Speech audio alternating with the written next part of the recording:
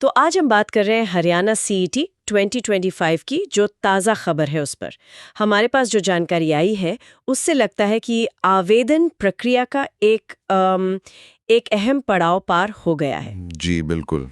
चलिए ज़रा इस पर गौर करते हैं। सबसे बड़ी बात यह है कि ऑनलाइन अप्लाई करने का मौका वो शनिवार रात 12 बजे खत्म हो गया। हाँ, मुझे याद है पहले डेडलाइन 2 दिन बढ़ाई भी गई थी, पर अब लगता है और वक्त नहीं मिलेगा। नहीं, अब और वक्त नहीं है, लेकिन यहाँ एक छोटा सा पेच है, मतलब ध्यान देने वाली बात है। दरवाजा बंद जरूर हुआ है आवेदन का, पर पूरी तरह नहीं। अच्छा, वो कैसे? जिन लोगों ने रजिस्ट्रेशन करवा लिया था पहले ही, उनके पास फीस भरने का वक्त है अभी, सोमवार शाम 6 बजे तक। तो ये आखिरी मौका समझिए प्रक्रिया पूरी करने का। अच्छा, तो मतलब अप्लाई करने का दरवाजा तो बंद हो गया बिल्कुल, लेकिन जिन्होंने रजिस्टर कर लिया था वो फीस भर सकते हैं सोमवार शाम तक। ये थोड़ी राहत की बात है, पर हाँ, वक्त ज्यादा नहीं बचा है। और अब आगे क्या? सुना है हरियाणा कर्मचारी चयन आयोग मतलब HSSC वो परीक्षा की तैयारियों में लग गया है। हाँ बिल्कुल, जोर शोर से। सूत्रों के हिसाब से देखें तो पूरे हरियाणा में करीब 2300 परीक्षा केंद्र बनाए गए हैं। 2300? ये तो काफी सेंटर्स हैं। जी, बल्कि आयोग सोमवार को सभी जिलों के जो डीसी साहिबान हैं उनके साथ मीटिंग भी कर रहा है। अच्छा, तैयारियों का जायजा लेने के लिए। हाँ बिल्कुल, तैयारियों की समीक्षा के लिए।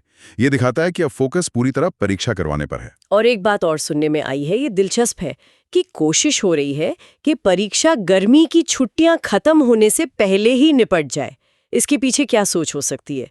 सिर्फ ये कि स्कूलों को डिस्टर्ब न किया जाए या कुछ और भी? देखिए, स्कूलों की पढ़ाई में रुकावट ना आए, ये तो एक बड़ा कारण है ही, इसमें कोई शक नहीं। लेकिन हाँ, ये भी हो सकता है कि आयोग पूरी भर्ती प्रक्रिया को जल्दी से जल्दी आगे बढ़ाना चाहता हो। शायद पिछले कुछ अनुभवों से सीखते हुए वो किसी भी तरह की देरी से बचना चाह रहे हों। एक कसा हुआ शेड्यूल लगता है ये। सही बात है। इसी बीच वो HSSC चेयरमैन हिम्मत सिंह जी ने सोशल मीडिया पर भी कैंडिडेट्स को कुछ कहा था। शायद चेताया था कि टाइम पर सब कुछ पूरा करें, डॉक्यूमेंट्स वगैरह अपलोड करें।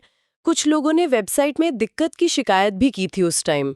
इस पर क्या सामने आया? हाँ, शिकायतें तो आई थी, ये बात सही है, लेकिन आयोग का कहना है कि उनकी जांच में कोई बड़ी कोई मेजर तकनीकी गड़बड़ी नहीं मिली। अच्छा। जी। अब ये बात कैंडिडेट्स को थोड़ी चौंका सकती है, जिन्हें शायद परेशानी हुई थी उस वक्त।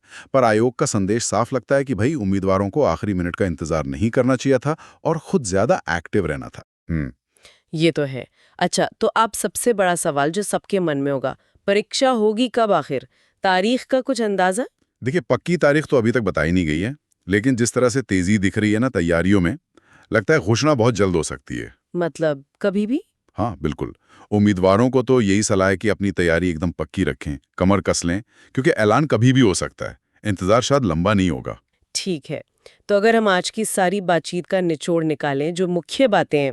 पहली बात, सीईटी 2025 के नए आवेदन अब बंद हो चुके हैं। दूसरी, अगर रजिस्ट्रेशन कर लिया था तो फीस सोमवार शाम 6 बजे तक ज़रूर भर दें, वरना आवेदन अधूरा माना जाएगा, ये बहुत ज़रूरी है। और तीसरी, परीक्षा की तारीख का ऐलान बस होने ही वाला है, तो तैयारी रखें। हाँ, ये तो मुख्य बातें हो गई बिल्कुल। लेकिन अगर हम एक कदम पीछे हटकर देखें, तो ये पूरी कवायद, ये सिर्फ एक परीक्षा के आवेदन और तारीखों से कहीं बढ़कर है। किस तरह से? ये शायद इस तरफ भी इशारा करती है कि सरकारी भर्तियों की जो प्रक्रिया है, वो कितनी जटिल और समय संवेदनशील हो सकती है। और सोचने वाली बात यह है कि जब सिस्टम पर इतना दबाव हो और टाइमलाइन इतनी टाइट हो, तो क्या ये सिर्फ उम्मीदवार की ही जिम्मेदारी है कि वो हर हाल में तैयार रहे, या फिर सिस्टम को भी कैंडिडेट्स की जो दिक्कतें हैं उनके प्रति ज़्यादा संवेदनशील और शायद थोड़ा ज़्यादा लचीला होना चाहिए?